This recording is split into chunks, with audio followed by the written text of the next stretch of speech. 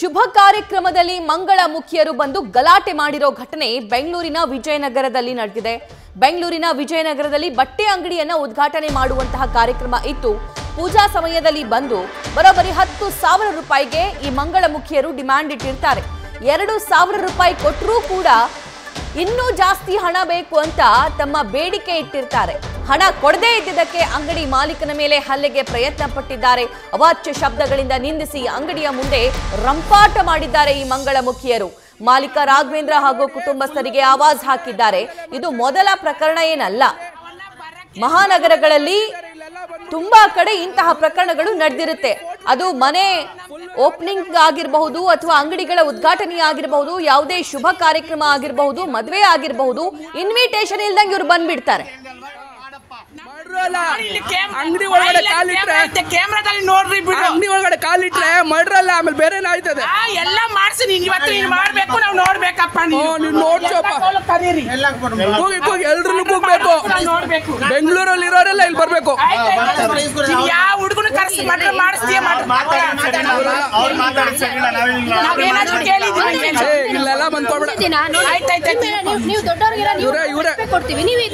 ನೋಡಿ ಇವರೆಲ್ಲ ನೋಡಿ ಫುಲ್ ಬಂದು ದಾಂಧಲೆ ಮಾಡ್ತಾ ಇದ್ದಾರೆ.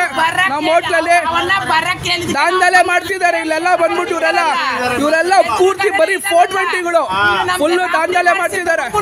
ಇದನ್ನೆಲ್ಲ ವಿಡಿಯೋ ಇದು ಹೋಗುತ್ತೆ.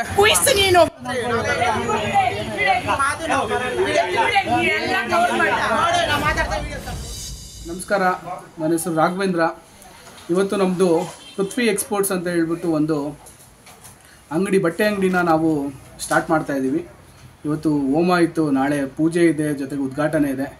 ಬೆಂಗಳೂರಲ್ಲಿ ಎಲ್ಲೇ ಶುಭಾರಂಭ ನಡೀತಾ ಇದೆ ಅಂತ ಹೇಳಿದ್ರೆ ಈ ಮಂಗಳಮುಖಿ ಅಂತ ಹೇಳ್ಕೊಳುವಂಥ ಭಾಳಷ್ಟು ಜನರು ಏನು ಮಾಡ್ತಾರೆ, ಬಂದ್ಬಿಟ್ಟು ಇಲ್ಲಿ ಕಿರುಕುಳನ ಕೊಡ್ತಾರೆ, ಸುಲಿಗೆನ ಮಾಡ್ತಾರೆ. ನಾವು ಪ್ರೀತಿಯಿಂದ 1,000 2,000 ಪೂಜೆಗೆ ಏನೇ ತೊಂದರೆ ಆಗಬಾರ್ದು, ಇವ್ರು ಬಂದರೆ ಶುಭಾರಂಭ ಆಗುತ್ತೆ ಅಂತ ಹೇಳಿದ್ರೆ ಇವ್ರು ಬಂದರೆ ಒಳ್ಳೇದಂತೂ ಆಗಲ್ಲ. ಇವ್ರು ಬಂದರೆ ಬರೀ ಗಲಾಟೆ ಮಾಡಿಬಿಟ್ಟೇ ಹೋಗ್ತಾರೆ.